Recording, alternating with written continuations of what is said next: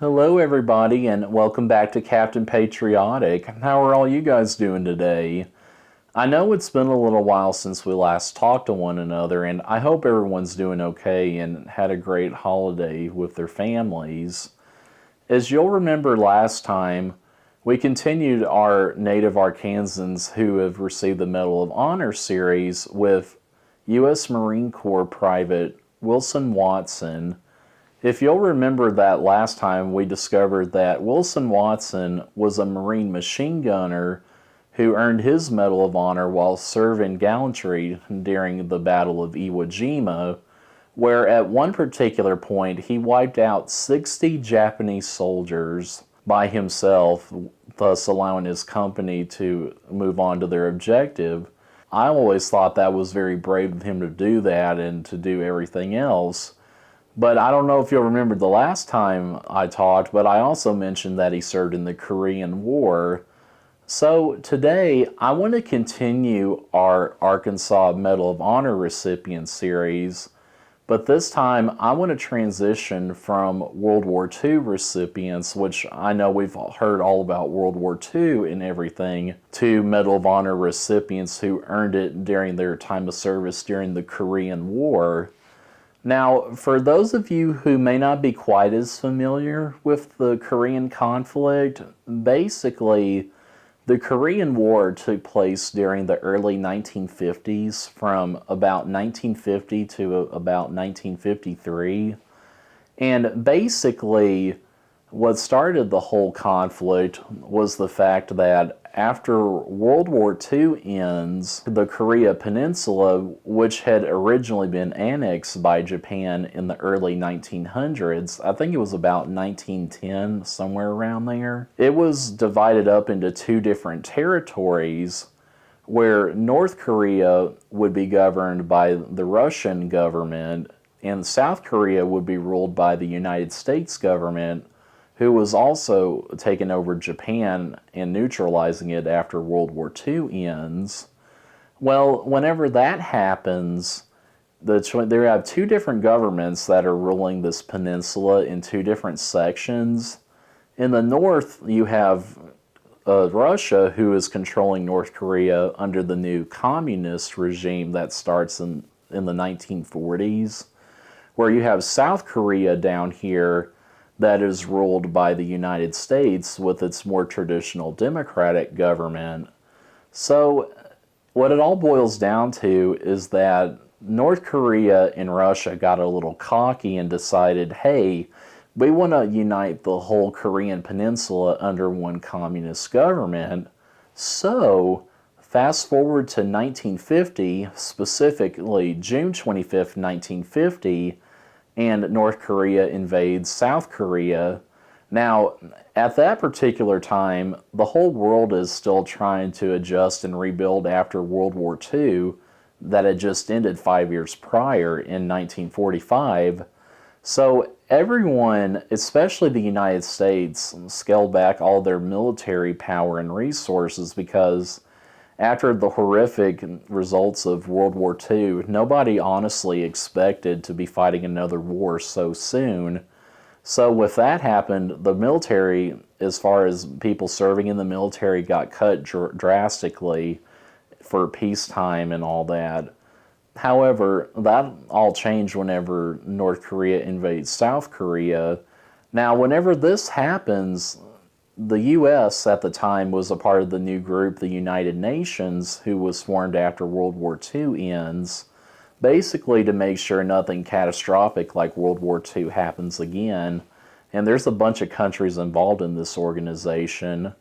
Basically, U.S. President Harry S. Truman decides that the United States should be the main one to lead this counteroffensive against the communist forces in order to stop them from completely taking over the peninsula.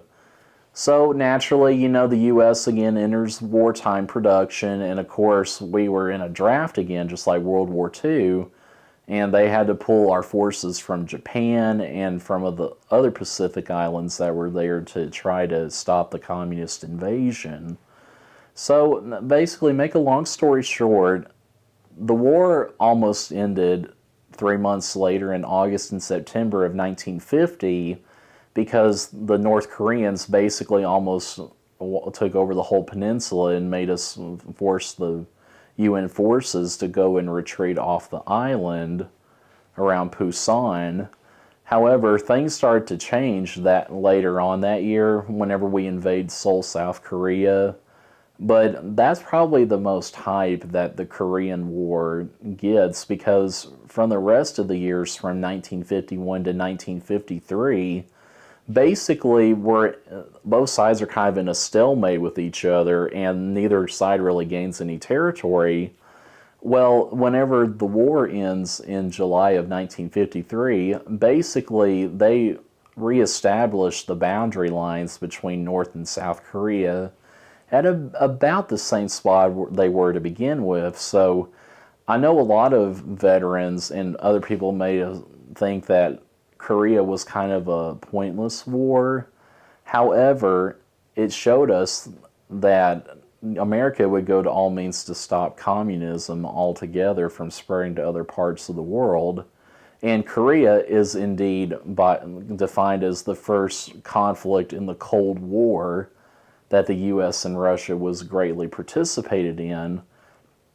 I know a lot of you guys really don't hear a lot about the Korean War, and honestly, I wish more focus was put on this particular conflict, because it was a real conflict and a lot of people did die during that war. What's so sad about it is, like I said, Korea takes place 5 years after World War II ends, but it's so short compared to that war, and it's even overshadowed by the Vietnam War that starts in the 1960s and goes on through the 1970s. So a lot of people refer to the Korean War as the Forgotten War. Well, anyway, that was just a short recap of what the Korean War actually is. And our first native Arkansan that we're going to talk about who has received this honor during the Korean War is none other than Master Sergeant Travis E. Watkins. Now, Travis Watkins was a World War II veteran, and he also served in the Korean War. In fact, he actually earns the Medal of Honor posthumously during the early days of the Korean War for participating in a 4-day counteroffensive against a band of North Korean soldiers that were trying to invade the southernmost tip of South Korea. So let's dive right on into it, folks. You know, I always like this stuff and everything. Travis E. Watkins was born on September 5th, 1920 in Waldo, Arkansas. Now, he was the oldest of 2 other siblings and everything, and his family actually divorced in 1930 when he was about 9, maybe 10 years old. Now, whenever that happens, him, his 2 siblings, and his mother moved back to Texas, where he would grow up and go to school there and have most of his childhood memories down there and what have you. Well, in 1939, he decides to enlist in the Army, which he does. Now, for the first couple of years, he never had really anything to do. It was all blah, nothing to do or whatever. Well, we all know what comes next. On December 7th, 1941, whenever Japan invades Pearl Harbor, that was like the light switch, and that's what caused all of the U.S. to be involved in World War II in both the Pacific as well as in Europe, in Germany, and Africa, and what have you. Now, whenever that happens, his unit is called to serve in the Pacific. In fact, one of the first battles that he participated in was actually the Battle of Guadalcanal, which took place between late 1942 and the early part of 1943. And he distinguishes himself a lot on the battlefield and actually earned a Bronze Star for fighting in that particular battle. Now, after the Guadalcanal campaign, he would go on to participate in a couple of other significant battles during World War II before it ends in 1945. Now, even when the war ends in 1945, after Japan surrenders and everything, Watkins still stays in the Army, And in fact, in 1948, he actually marries his high school sweetheart, where they have two girls together. At this time, he's in the Army Reserves, and there's not much going on since World War II ends. He really didn't expect to be called back to active duty. Well, then, of course, the invasion of South Korea happens in June of 1950, and he again gets called back to active service. But this time, since he's stayed in the Army all this time, he is actually considered a master sergeant at this time whenever the Korean War breaks out. And when his unit gets called up, he is sent over to Korea with Company H of the 9th Regiment of the 2nd Infantry Division. Now, whenever he arrives in Korea, it's all chaos all over. I mean, he participates in a number of battles, but his highlight of his career actually starts on August 31st, 1950. Now, on that particular day, that is when he and 30 other soldiers are actually cut off by North Korean soldiers around Yongsan, Korea. Now, it was then that started this 4-day engagement to where basically once that happens, Master Sergeant Watkins basically takes control of this band of, soldiers who've lost their unit and everything. I mean, they have lost their commanders and everything. Basically, Travis takes charge of this band of 30 soldiers under his own. Now, once he obtains control of the unit and everything, he orders them to set up a defensive position around the line between them and the enemy, as well as encourage all of the soldiers to keep fighting and to keep pressing on against the North Koreans. He would literally go from soldier to soldier and give them advice and encouragement and be like, hey man, you're doing a great job, keep defending that position, we're going to eventually beat these guys. And he was really enthusiastic in his role. I mean, he did a really, really good job of encouraging his men to keep fighting and everything.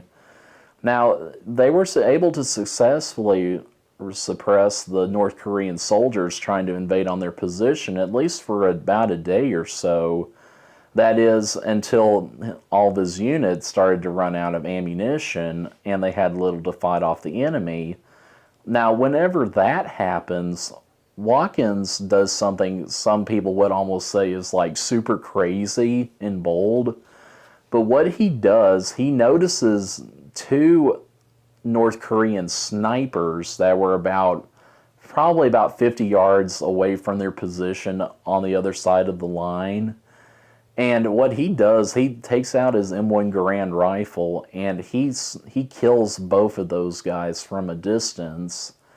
Now, after those two guys are killed, he physically comes out of his foxhole and he storms over the enemy line. Mind you, there's still enemy machine gun fire and all that going on too while this is going on. But nonetheless, that doesn't scare him. What he does is go out and he dashes out to the bodies of those two North Korean soldiers and actually picks up their weapons and ammunition and other grenades to bring back to his men who are still fighting over in that position. Well, while all this is going on, there's about 3 other North Korean soldiers who notices him taking the gear off their fallen soldiers, and he gets into a firefight with these 3 guys. Yeah, one of them eventually ends up shooting him in the stomach or whatever, but that doesn't stop him. He eventually kills those other 3 soldiers. And what does he do? Once he kills them, he goes over to their bodies and he takes the ammunition and weapons and other gear off them and brings back the gear and ammunition and everything from all 5 of those men to his men in that trench line. And that gives them enough ammunition and weapons to fend off the enemy for another day and a half or so. Well, while all this is going on, in the meantime, there is 6 other North Korean soldiers who are making their own defensive position, probably about 30 yards away from where his men were. basically they were within throwing range of grenades that they attempted to throw on the American soldiers to basically disband everything and to help continue their advance. Well, when Travis is the first one that notices that position is up here, and he doesn't sit by and just let them decimate his men. No, he doesn't. He takes action against them, and he starts firing at them with his M1 carbine, and eventually he kills the first of 6 guys, but after that they unleash a barrage of machine gun fire on his position. Eventually he notices that he ends up getting shot multiple times in the stomach and the chest area. That doesn't stop him though. Even as he's collapsing, dude, from being paralyzed from the waist down, he opens up on the enemy and ends up killing all 6 of those guys single-handedly. Now, at this particular point, he is severely injured. I mean, he can't even walk, for Christ's sakes. But, you know, that doesn't stop him, though. He continues to give orders to the men to suppress the enemy, and they actually did really, really well.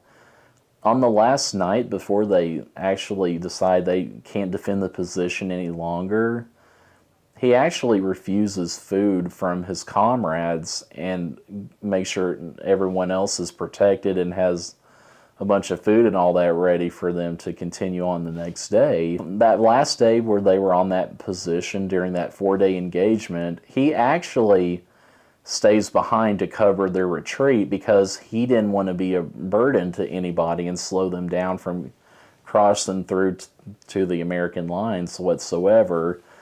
And that must not have been an easy decision because he specifically told them to leave them behind because he knew he would be too much for them to have to carry and everything. Now, there's not a specific timeline for when they think he possibly died. A lot of people think he died that night after his men retreat. But anyway, that action during that 4-day engagement did not go unrecognized because on February 16th, 1951, President Harry S. Truman presents the Medal of Honor to him posthumously to his parents. And in his citation, they state that due to his heroic leadership and for encouraging all of his soldiers, that everybody was able to fend off and kill 500 North Korean soldiers from taking over their position, thus stalling their final push into Busan. Now, for his actions, that gladly earned him the Medal of Honor, but he also earned a couple of other honors while serving in both wars. For instance, besides winning the Medal of Honor, he also earned the Bronze Star, a Purple Heart, the Combat Infantryman's Badge, the World War II Victory Medal, the Asiatic Pacific Campaign Medal, the Korean Service Medal, the United Nations Service Medal, the National Defense Service Medal, the Korean Presidential Unit Citation, as well as the Republic of Korea Service Medal. So, as you can see, Master Sergeant Watkins' accomplishments did not go unrecognized whatsoever. I'm actually shocked that the guy did as much as he did. That's actually pretty incredible. In fact, there's a lot of things that are named in his honor, including one U.S. Navy carrier vessel who was named the USNS Watkins in 2000. Well, whenever his body was recovered, it was taken to Texas, where he's actually buried in his hometown. So I really appreciate you guys listening in all this, and I'm really impressed, honestly, how this guy just went above the call of duty to carry out such action, heroic action at this point. So, as always, guys, if you like this content, please like and subscribe and comment down below. I really appreciate all you guys taking an interest in history. You know, as we always tell one another, we can always learn from our past and improve on it, and that's why I like history so much. Well, as always, guys, please stick around for next time. Thank you, and have a great evening.